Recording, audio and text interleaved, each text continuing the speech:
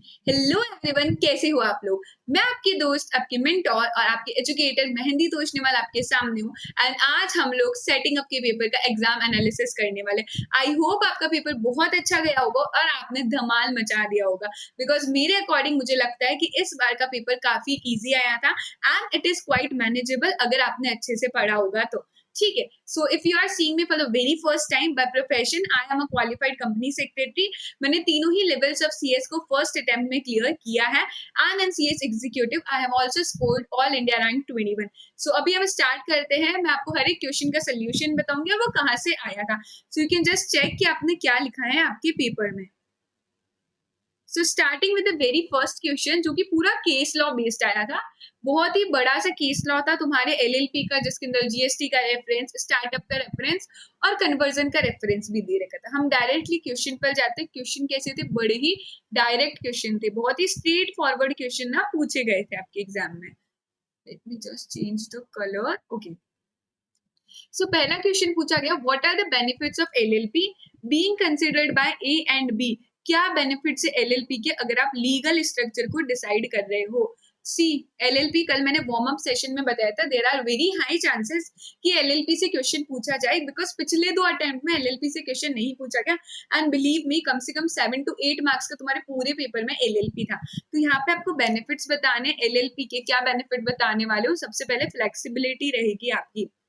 Flexibility, Inder का कुछ भी डिसाइड करने के लिए एलएलपी अग्रीमेंट अपने अकॉर्डिंग आप ड्राफ्ट कर सकते हो।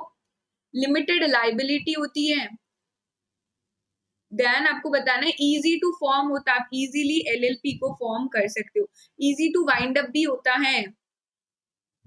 ये काफी सारे बेनिफिट्स आप दे सकते हो। नेक्स्ट क्वेश्चन बोलता है, डिस्क्राइब द डॉक्यूमेंट, जो कि आपको ई फॉर्म फिलिप के साथ अटैच करने हैं। अगर आपको एलएलपी का रजिस्ट्रेशन कराना है तो कौन कौन से डॉक्यूमेंट्स आपको अटैच करने हैं। सो आई हैव टोल्ड यू कि सबसे पहले ना आपको एक कंप्लायंस सर्टिफिकेट भी चाहिए होगा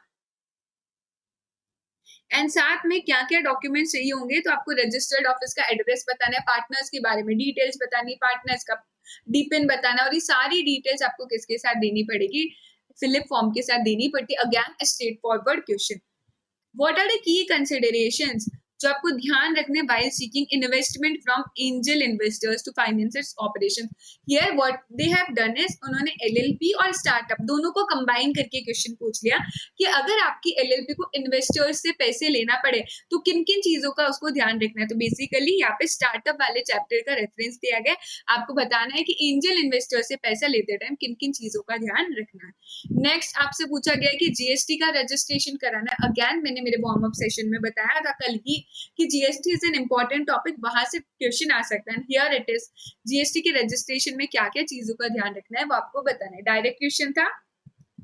कन्वर्जन से काफी सारे क्वेश्चन आए थे। ये था आपका कन्वर्जन, अगर एलएलपी को प्राइवेट कंपनी में कन्वर्ट करना है तो क्या कन्वर्जन है। इट वाज इंपॉर्टेंट क्योंकि इसमें अमेंडमेंट आपको यूआरसी 1 फॉर्म फाइल करना होता है और एलएलपी को प्राइवेट कंपनी में कन्वर्ट करने के लिए क्या क्या चीजों का ध्यान रखना है कि मिनिमम कितने मेंबर्स होने चाहिए, 2 होने चाहिए, मैक्सिमम 200 होने चाहिए। कन्वर्जन का फॉर्म फाइल करो आप, ठीक है। सभी पार्टनर्स की असेंट लेनी, क्योंकि यहाँ पे बोर्ड मीटिंग वगैरह, आपकी जनरल मीटिंग तो हो नहीं सकती। ये सारी चीजें ना मैंने मेरे मैराथन में बहुत बहुत अच्छे से क्लियर करवाई थी। वो था आपका कन्वर्जन वाला प्रोसीजर। डायरेक्ट अगर किसी बच्चे को आता है ना तो इजीली वहां पे पूरे मार्क्स आ सकते थे। नेक्स्ट है आपका क्या क्या बेनिफिट्स अवेलेबल होंगे सेक्शन 8 कंपनी को। ठीक है, अगर कोई पर्सन सेक्शन 8 कंपनी खोलना चाहता है, क्या बेनिफिट्स है और कोई एडिशनल रिक्वायरमेंट है क्या लाइसेंस के लिए, अगर आपको food safety and standardization of food का लाइसेंस थी। तो सबसे पहले तो आप देखो क्वेश्चन में बोला गया उसे सेक्शन 8 कंपनी खोलनी है। तो सबसे पहला डायरेक्ट क्वेश्चन पूछा, you have to give introduction की सेक्शन 8 कंपनी क्या होती है। तो सबसे पहले इंट्रोडक्शन दे दो कि सेक्शन 8 कंपनी को आप लोग क्यों बनाते हो, प्रमोट करने के लिए उसके ऑब्जेक्ट्स बनाते हो, क्या क्या बेनिफिट्स होते हैं। देन आप बेनिफिट्स बता सकते हो कि कोई भी minimum paid up share capital आपकी सेक्शन 8 कंपनी में नहीं होती, नोटिस का पीरियड जो होता है वो कम होता है, डायरेक्टर्स के लिए कोई भी प्रॉब्लम नहीं है, मतलब आप ज्यादा नंबर ऑफ डायरेक्टर्स वहां पे अपॉइंट कर सकते हो। सेक्शन 8 कंपनी चैरिटी कर सकती है। जो भी बेनिफिट्स हमने देखे वो स्ट्रेट फॉरवर्ड है एंड 3 मार्क का क्वेश्चन आप इजिली ला सकते हो। यहाँ पे एडिशनल रिक्वायरमेंट्स क्या है लाइसेंस के लिए, तो देखो अगर आपको एफएसएसएआई का लाइसेंस चाहिए, देयर आर 2 प्रोसीजर। पहला रजिस्ट्रेशन होता है, लाइसेंस होता है, तो आपको पूरी रिक्वायरमेंट बतानी रहेगी उसके टर्नओवर के लिए कितना टर्नओवर चाहिए, और लाइसेंस की वैलिडिटी कितनी होती है 1 ईयर टू 5 ईयर। दो तरह से आपको लाइसेंस मिल सकता है, state licence and central licence. Next बोला गया पीएनसी लिमिटेड एक कंपनी है, limited by guarantee, not having a share capital. Articles of association बोल रहे हैं that we can give any person a right to participate in the divisible profits of the company। क्या है से ये बोल रहे हैं कि हम डिविडेंड दे देंगे किसी भी पर्सन को अदर देन एज मेंबर, जो मेंबर नहीं है हम उसको भी डिविडेंड दे देंगे।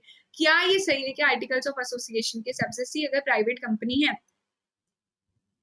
दैन प्राइवेट कंपनी में आपको LPR याद करना है, लिमिटेशन प्रोहिबिशन रेस्ट्रिक्शन। वहां पे आप शेयर्स ट्रांसफर भी सिर्फ और सिर्फ मेंबर्स के बीच में कर सकते हो, आर्टिकल्स वहां पे रेस्ट्रिक्शन लगा सकता है। एंड अगर शेयर सिर्फ और सिर्फ मेंबर्स को मिलता है, इन दैट केस आप किसी और को डिविडेंड नहीं दे सकते who is other than member, so it is invalid होगा। नेक्स्ट प्रोविजन है आपका अदर सर्विस प्रोवाइडर से रिलेटेड कि क्या क्या डॉक्यूमेंट्स की जरूरत होगी जिन्हें ऑपरेट करना है एज ए लाइसेंस OSP। तो जहाँ पे अदर सर्विस प्रोवाइडर आया, you have to be careful कि यहाँ पे डिपार्टमेंट ऑफ टेलीकम्युनिकेशन आपको एक्सप्लेन करना है, एप्लीकेशन भेजनी होती है डिपार्टमेंट ऑफ टेलीकम्युनिकेशन में आपको, चाहे आप कंपनी हो चाहे आपकी LLP हो। Memorandum of association, articles of association होना चाहिए। जो लाइसेंस मिलता है वो वैलिड होता है 20 ईयर्स के लिए। फॉर्म 1 में आपको एप्लीकेशन भेजनी रहेगी। ये सारी चीजें आपको लिखनी होती है। नेक्स्ट क्वेश्चन क्या है? PQR लिस्टेड कंपनी है एक, टोटल रेवेन्यू में से 40% रेवेन्यू कहाँ से जनरेट होता है? एक्सपोर्ट सेल्स करिए न्यूयॉर्क सिटी में, ठीक है। इफ यू सी ना केस बड़ा सा दे रखा है, पर तुम एंड की 2 लाइन पढ़ोगे तो एकदम डायरेक्ट बोला गया। तो क्या क्या रिक्वायरमेंट्स है for workers compensation and disability insurance. Direct question है, वर्कर की कॉम्पनसेशन चाहिए, डिसेबिलिटी तो आपको बताना है टेम्परेरी डिसेबलमेंट और फिजिकल डिसेबलमेंट क्या मिलेगा, कितना कॉम्पनसेशन आपको मिलता है। Nidhi company sure short question, I told you कि निधि कंपनी से श्योर शॉर्ट क्वेश्चन आएगा। सिंपल सी बात है, आपको बेनिफिट्स बताने, तो बेनिफिट्स बताने के सभी के बीच में सेविंग्स और हैबिट ऑफ थ्रिफ्ट को जगाती है आपकी निधि कंपनी। और निधि कंपनी के क्या क्या बेनिफिट्स होते हैं वो आपको यहाँ पे एक्सप्लेन करने थे, अगेन सिर्फ 3 to 4 पॉइंट्स में। I don't think so it's lengthy. अगर आपको पता हो कि कितने क्वेश्चन में कितना कंटेंट लिखना है तो ये लेंदी नहीं था। Okay, and the most awaited question which is from chapter 1, finally chapter 1 से question आया है, which is related to degree of control and management। आपको बताना है that an entrepreneur desires to have over the business affects the choice of business। in light of the above statement आपको explain करना है control and management factor कैसे decide करता है। तो सबसे पहले हम किस basis पे decide करते थे? सोल प्रोपराइटरशिप, पार्टनरशिप और आपकी कंपनी, इस बेसिस पे आपको डिसाइड करना था। अगर आपको पूरा कंट्रोल और पूरा मैनेजमेंट अपने हाथ में चाहिए होता है देन सोल प्रोपराइटरशिप करना है। इसमें भी ये बात ध्यान रखनी कि एक अकेला पर्सन सब कुछ मैनेज नहीं कर पाता है। पार्टनरशिप में कंट्रोल स्प्लिट हो जाते हैं सभी पार्टनर्स के बीच में, और मैनेजमेंट कैसा होता है, हर एक पार्टनर अलग अलग काम करता है जिससे वो अपने काम में परफेक्ट हो जाता है। कंपनी के केस में कंट्रोल और मैनेजमेंट सिर्फ और सिर्फ बोर्ड ऑफ डायरेक्टर्स का होता है। इस हिसाब से आपको डिपेंड करता है कि आपको कौन सा फॉर्म ऑफ ऑर्गेनाइजेशन खोलना है। जनरली 3 मार्क के क्वेश्चन ज्यादा पूछे गए थे। ये क्वेश्चन है in which a group of residents in housing complex in Delhi, उन्होंने रिसेंटली पोजीशन लिया है होम्स का बिल्डर से, बट दे आर डिससेटिस्फाइड। अभी वो एक लीगल एंटिटी क्रिएट करना चाहते हैं स्पेसिफिकली किसके लिए? हाउसिंग कॉम्प्लेक्स को मेंटेन करने के लिए। यू हैव टू आइडेंटिफाई कि कौन सी तरह की लीगल एंटिटी है जो बेस्ट इनके लिए सूटेबल रहने वाली है और क्या रिक्वायरमेंट्स है। तो सबसे बेस्ट सूटेबल एंटिटी कौन सी होगी? None other than your society. Society as per society registration act वो सबसे बेस्ट रहेगा। अभी उसको सारी आपकी बेसिक रिक्वायरमेंट्स बतानी रजिस्ट्रेशन ऑफ सोसाइटी की। Again I am very glad कि जो मैंने कल वार्म अप सेशन लिया था, अगर आप बच्चों ने देखा होगा तो उसमें से कम 40 to 50% वही टॉपिक्स है जो मैंने आपको बताए थे। Registration of society I have told you, and वही क्वेश्चन आ गया है कि क्या रिक्वायरमेंट्स है, क्या क्या रजिस्ट्रेशन का आपको प्रोसीजर रहेगा। नेक्स्ट है आपका डायरेक्ट क्वेश्चन पे जाते हैं RPL अप्रोच की आपको कि की कैरेक्टरिस्टिक्स बताओ इक्विटी बेस्ड जॉइंट वेंचर की। अभी इक्विटी बेस्ड जॉइंट वेंचर है तो इक्विटी मतलब सेपरेट लीगल एंटिटी होना चाहिए। यहाँ पे शेयर्ड ओनरशिप होता है, शेयर्ड मैनेजमेंट होता है, आपका शेयर्ड ओनरशिप होता है, शेयर करना होता है, profit and loss, and responsibility भी कैसी होती है? शेयर्ड होती है। डायरेक्ट क्वेश्चन 3 मार्क फुल, ठीक है। ये आपको की कैरेक्टरिस्टिक्स बताने थे, ये भी मैंने वार्म अप सेशन में बताया था। नेक्स्ट क्वेश्चन आया आपका फिर से कन्वर्जन से। कन्वर्जन के काफी क्वेश्चंस पूछे गए थे। कन्वर्जन का बोलता है कि प्राइवेट कंपनी को अगर ओपीसी में कन्वर्ट होना है तो क्या चीज का ध्यान रखना है कन्वर्जन में। सबसे पहले तो आपको ध्यान रखना है प्राइवेट कंपनी में मिनिमम 2 मेंबर्स हुआ करते थे, तो पहले एक मेंबर लो, सभी का कंसेंट ले लो सारे मेंबर्स का, बोर्ड मीटिंग करो, बोर्ड रेजोल्यूशन पास करो, जनरल मीटिंग करो, स्पेशल रेजोल्यूशन पास करो, एमजीटी 14 देन आईएनसी 6 जाता है कन्वर्जन के लिए। ये पूरा आपका प्रोसीजर था कन्वर्जन का, बहुत ही इजी पीजी पेपर है। नेक्स्ट हमारा कि आपको प्रोसेस बताना है, काय का प्रोसेस बताना है, प्रोजेक्ट ऑफिस को क्लोज करना है इंडिया में, जो कि एक फॉरेन एंटिटी ने ओपन किया, उसको क्लोज करना है। क्या प्रोसेस रहेगा, तो भैया वही है, पहले आरबीआई से अप्रूवल ले लो, उनका नो ऑब्जेक्शन सर्टिफिकेट ले लो, एप्लीकेशन भेजो FC2 में। शॉर्ट में आप ये बता सकते थे, बिकॉज 3 मार्क का पेपर था, 3 मार्क का क्वेश्चन था। से आई अग्री के क्वेश्चंस ना ढेरों सारे पूछे गए आपके पेपर में, so may be it seems lengthy, but अगर आपको पता है कि 3 मार्क के पेपर में 3 मार्क के क्वेश्चन में कितना कंटेंट लिखना है, तो आप इजीली इसको 100 मार्क्स का अटेम्प्ट कर पाओगे। नेक्स्ट है हमारा पेमेंट बैंक से रिलेटेड है। यस यस यस, यहाँ पे पूछा गया है क्या टर्म्स एंड कंडीशंस रहती है for running the business of payment bank. एक प्रिपेयर करो नोट, पूरा किसको एक्सप्लेन करना है, पूरा आपको पेमेंट बैंक को एक्सप्लेन करना है, साथ ही में एग्जाम्पल्स के साथ। बच्चा अगर आप लोगों ने ना सिर्फ मैराथन भी देखा होगा तो आई होप वो आपको हेल्पफुल रहा होगा, उसमें भी जो मैंने सारे इंपॉर्टेंट टॉपिक्स करवाए थे वो सारे यहाँ पे थे। पेमेंट बैंक का आप एग्जाम्पल भी लिख सकते थे, Paytm payment bank, Airtel payment bank, ठीक है। देन यहाँ पे कंपनी प्रोफेशनल एडवाइस मांग रही है कि क्या क्राइटेरिया रहता है एमएसएमई की क्लासिफिकेशन का। अगेन ये हमारा वार्म अप वाला क्वेश्चन है। अच्छा एमएसएमई तो मैंने याद करवाया था, अगर आपने देखा है तो माइक्रो, स्मॉल, मीडियम, क्या चीज देखते हैं हम लोग, इन्वेस्टमेंट एंड टर्नओवर देखते हैं। माइक्रो 1 करोड़ मैक्सिमम रहता है, टर्नओवर 5 करोड़ रहता है। देन यहाँ पे इंटू 10 करना सिखाया था, यहाँ पे भी आपका इंटू 10 इंटू 5 रहता है आपका। ये क्लासिफिकेशन कितना इजी क्वेश्चन है, you can see the level की, बहुत इजी क्वेश्चन है। चलो नेक्स्ट है हमारा कि एडवाइस करो कंपनी को क्या बेनिफिट मिलेंगे एंटरप्रेन्योर्स को, जो एंटरप्रेन्योर्स स्टार्टअप स्टैब्लिश करना चाहते हैं, उन एंटरप्रेन्योर्स को क्या बेनिफिट्स मिलेंगे। तो अगेन स्टार्टअप को सेटअप करने के लिए क्या क्या बेनिफिट्स है, तो सबसे पहले तो इजीली स्टार्टअप आपका सेट हो जाएगा, इजीली एप्लीकेशन भेजो, इजी ओपन हो जाता है। सेकेंडली आपको टैक्स बेनिफिट्स मिलते हैं, बहुत सारे टैक्स बेनिफिट्स मिलते हैं, आप इधर भी एक्सप्लेन कर सकते हैं। देन आपको टेंडर में प्रायोरिटी मिलती है, गवर्नमेंट फेस्ट ऑर्गेनाइज करती है साल में 2 बार, सो दैट एंटरप्रेन्योर्स मिले एक दूसरे से। बस इतना सा था, ग्रेट। नेक्स्ट क्वेश्चन क्या है आपका, regarding import export code. Import export code के लिए क्या रिक्वायरमेंट्स होगी, तो इंपोर्ट एक्सपोर्ट कोड कब चाहिए होता है, अगर कंपनी को इंटरनेशनल ट्रेड एक्टिविटीज कर दी, इधर अगर वो इंपोर्ट कर रही, अगर वो एक्सपोर्ट कर रही, एप्लीकेशन भेजना पड़ेगा आपको DGFT के पोर्टल पे। देन आपको इंपोर्ट एक्सपोर्ट कोड जनरेट होता है, 10 डिजिट का कोड होता है, वो आपको चाहिए होता है। आपको एप्लीकेशन भेजनी पड़ती है, एप्लीकेशन के साथ कुछ डॉक्यूमेंट्स एंड आपका पैन नंबर भेजना पड़ता है। ये जो IEC आपको मिलता है it will be valid for life time, ये हमेशा के लिए वैलिड रहता है। अच्छा नेक्स्ट क्वेश्चन क्या है, differentiate between partnership agreement and trust deed. दोनों के बीच में डिफरेंशिएट करना है, आप कर सकते हो इजी से कि पार्टनरशिप अग्रीमेंट क्या होता है, ट्रस्ट डीड क्या होता है। ट्रस्ट डीड 3 पार्टीज के बीच में बनता है, पार्टनरशिप अग्रीमेंट जितने पार्टनर से वो बनता है। क्या partnership agreement compulsory optional, optional, इसका रजिस्ट्रेशन कंपलसरी नहीं होता। अगेन आप ट्रस्ट डीड का लिख सकते हो, बहुत ही इजीली आप डिफरेंशिएट कर सकते हो पार्टनरशिप अग्रीमेंट और ट्रस्ट डीड में। यहाँ पे अगर आपने टी फॉर्म में बनाया होगा तो अच्छा है, ज्यादा बेनिफिशियल है।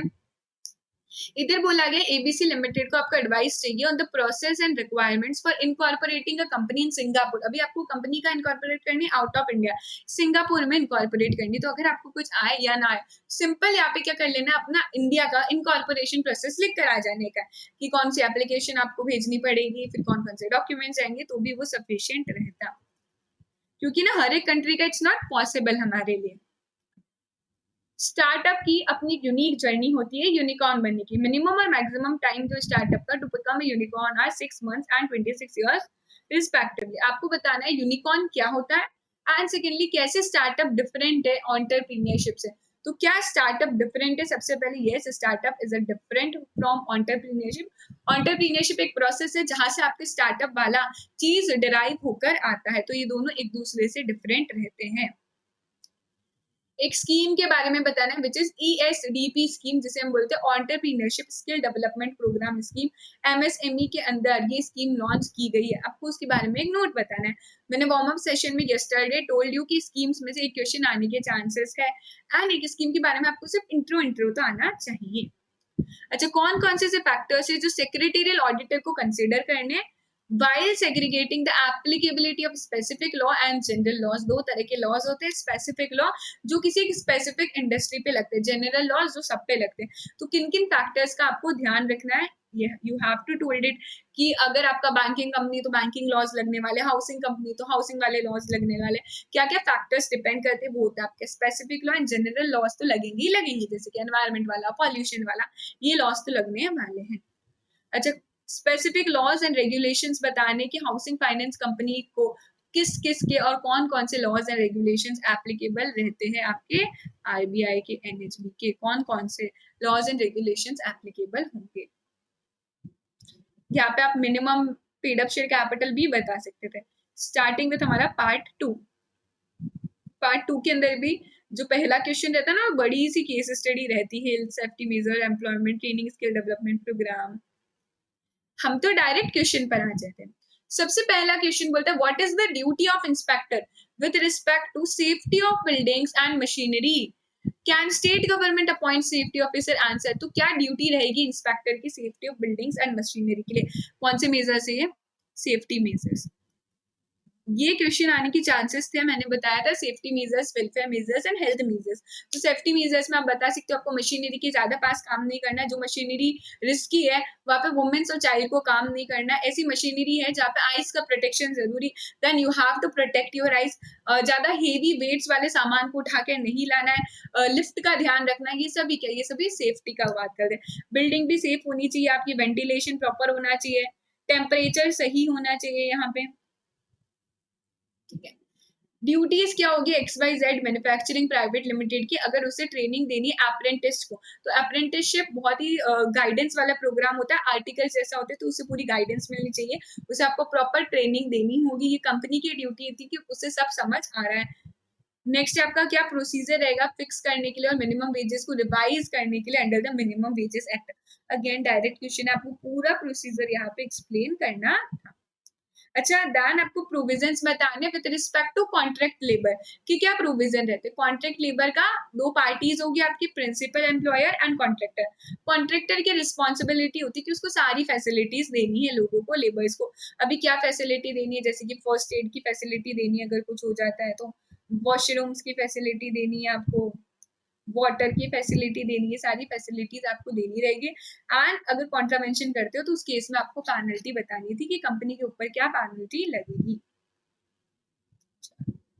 क्वेश्चन नंबर 6 एंड 6A, इस केस में क्या होता है, एक्स को डिपार्टमेंटल इंक्वायरी हुई थी that he was indulging in sexual harassment of a senior women officer. क्या सेक्सुअल हैरेसमेंट में उसका कोई इन्वॉल्वमेंट था।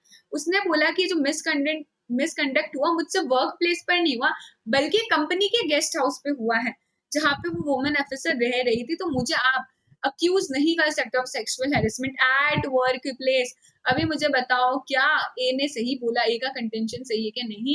As per prevention of sexual harassment act उसका कंटेंशन सही नहीं है। कोई भी पर्सन जो आपकी कंपनी का एम्प्लॉय हो या कंपनी में आ रहा हो जा रहा हो, उसके साथ अगर कुछ गलत हो रहा है then he will be liable, चाहे वो एम्प्लॉयमेंट में हो रहा हो या एम्प्लॉयमेंट के रिलेटेड उसके कनेक्टेड जो भी चीजें उसमें हो रहा हो। सो इन कनेक्शन ऑफ एम्प्लॉयमेंट में अगर कुछ है देन इट इज इनवैलिड, उसका कंटेंशन बिल्कुल भी सही नहीं रहेगा। यहाँ पे आपको पूरा मैटरनिटी बेनिफिट एक्ट के बारे में बताना होगा, कितनी लीव मिलने वाली और क्या बेनिफिट मिलता है आपको मैटरनिटी बेनिफिट एक्ट के अंदर। बहुत ही डायरेक्ट क्वेश्चन। अच्छा, नेक्स्ट है बोनस के बारे में, एक ही क्वेश्चन जो आ सकता था विच इज फ्रॉम बोनस, कि मिनिमम कितना बोनस मिलता है और कौन एलिजिबल है बोनस के लिए। तो आपको पहले बतानी पड़ेगी एलिजिबिलिटी किसकी। फिर पूछा ऐसा कोई पर्सन जो थेफ्ट में इन्वॉल्व है, क्या उसे बोनस मिलेगा। नो नो नो, अगर कोई पर्सन चोरी कर रहा है, अरे भैया एक तो चोरी कर रहा हो परसों और बोनस दोगे, उससे बोनस नहीं मिलेगा। यहाँ पे रिसेशन की वजह से क्या हुआ था, एक पर्सन को ले ऑफ कर दिया गया, एक कंपनी ने एक बहुत सारे वर्कफोर्स को ले ऑफ कर दिया गया।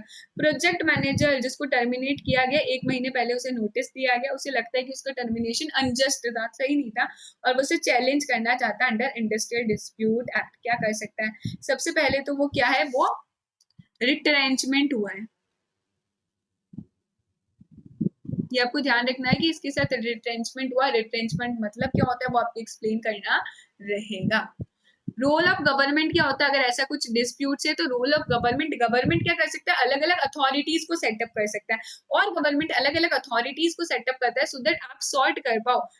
ठीक है, कोई भी जो भी एम्प्लॉयर और एम्प्लॉय के बीच में लड़ाई हो रही है वो सभी क्या हो जाए, सॉर्ट हो जाए। तो गवर्नमेंट की ड्यूटी क्या रहेगी, अलग अलग अथॉरिटीज को सेटअप करना। वाई के पास क्या रेमेडी रहेगी अगर उसकी बात प्रूव हो जाती? तो वाई के पास अगेन उसे रिज्वाइन करना पड़ेगा, प्लस उसे कॉम्पनसेशन दिया जाएगा। ये रेमेडीज है। ऑल्टरनेट क्वेश्चन क्या था, define the term employment insurance code, क्या होगा, एंड कौन कौन से मैटर्स वहां पे डिसाइड किए जाते हैं, आपको सब कुछ बताना है कि क्या क्या, अगर वो पर्सन को कोई डिसेबलमेंट हो जाता है, कॉन्ट्रीब्यूशन से रिलेटेड कोई डिस्प्यूट है, तो वो सारे मैटर्स यहाँ पे डिसाइड किए जाते हैं। हेल्थ से रिलेटेड कुछ है तो what is meaning of gig workers and what are the some of potential benefits और challenges जो उन्हें मिलते हैं। तो गिग वर्कर्स मतलब ऐसा समझो जो टेम्पररी वर्कर है, ऐसा पर्सन जो टेम्पररी काम कर रहा है, जनरली वो सर्विस सेक्टर में होता है, जैसे कि हमारे फ्रीलांसर्स। अभी उन्हें बेनिफिट्स क्या मिलते हैं और चैलेंजेस क्या, ये आप फॉर श्योर आपकी लैंग्वेज में लिख सकते थे। बेनिफिट्स क्या मिलता है गिग वर्कर्स को कि वो एक ही साथ 2-3 जगह का काम कर सकते हैं, तो मल्टीपल वर्क कर सकते हैं, फ्लेक्सिबिलिटी रहती है, अपने हिसाब से काम कर सकते हैं। चैलेंजेस क्या है कि स्टेबल नहीं रहता है, वो कंटिन्यूटी पता नहीं कि कहीं पर कितने टाइम तक वो कंटिन्यू रह पाए। ये कुछ बेनिफिट्स एंड चैलेंजेस रहते हैं। नेक्स्ट है आपका प्रोविजंस बताओ with reference to voluntary reference of disputes to arbitration. Arbitration के रिलेटेड पूरा पैराग्राफ मैंने मैराथन के अंदर बताया था कि कैसे आप वॉलंटरी रेफर कर सकते हो आपके डिस्प्यूट को आर्बिट्रेशन में। सबसे पहले एक रिटन अग्रीमेंट होना चाहिए आपके बीच में आर्बिट्रेशन का। आर्बिट्रेटर्स के पास जाओगे, आर्बिट्रेटर वे इन्वेस्टिगेट, दोनों पार्टी से बात करेंगे, वो इन्वेस्टिगेट करेंगे, एंड अगर उन्हें जो भी लगता है उस हिसाब से अवार्ड दे देंगे। एक बार उन्होंने अवार्ड दिया, अवार्ड मतलब उनका डिसीजन दिया, अप्रोप्रिएट गवर्नमेंट ऑर्डर पास करेगी या फिर प्रोहिबिट करना है स्ट्राइक या लॉकआउट को, या फिर उन्हें कंटिन्यू रखना है। And the very last question is हमारा कॉन्स्टिट्यूशन से आया है, that social security is granted in our constitution. आपको आर्टिकल 43 यहाँ पे एक्सप्लेन करना था पूरा, स्टेट को कैसे सिक्योर किया जाता है उसकी living veg. That is it guys, बहुत बहुत ईजी पेपर आया था मेरे अकॉर्डिंग। अगर आपने अच्छे से पढ़ाई करी तो 80+ मार्क्स ला सकते हो। प्रेजेंटेशन पे अगर आपने फोकस किया होगा, जैसा प्रेजेंटेशन कल मैंने वार्म अप सेशन में सिखाया है, अगर वैसा किया होगा, कंटेंट अभी आपने देख लिया, वैसा ही लिखा that I have told you in this session, कोई भी आपको रोक नहीं सकता 80+ मार्क्स लाने से। तो अभी टेंशन नहीं लेने का, नेक्स्ट पेपर की बहुत बहुत धमाकेदार तरीके से तैयारी करनी है, सीएस एग्जीक्यूटिव में रैंक लाने के लिए तैयार हो जाओ, एंड कुछ सब्जेक्ट्स को स्ट्रॉन्ग बना दो जिसमें आपको एग्जामिशन मिल सकते हैं। Just please let me no in the comment section कि आपको क्या वार्म अप सेशन हेल्प किया था, क्या मैराथन से कोई हेल्प हुई थी क्या आपको, जो भी हमने दिया, और इस एग्जाम एनालिसिस में क्या पता चला, कितने मार्क्स के आपके क्वेश्चन सही हुए, आपको एग्जामिशन आ सकती या नहीं आ सकती, पेपर इजी था, हार्ड था, just let me know, I am just waiting for your comments. Thank you so much, खूब अच्छे से पढ़ो, make yourself proud, make your parents proud, make me proud, bye bye, all the very best for your next paper.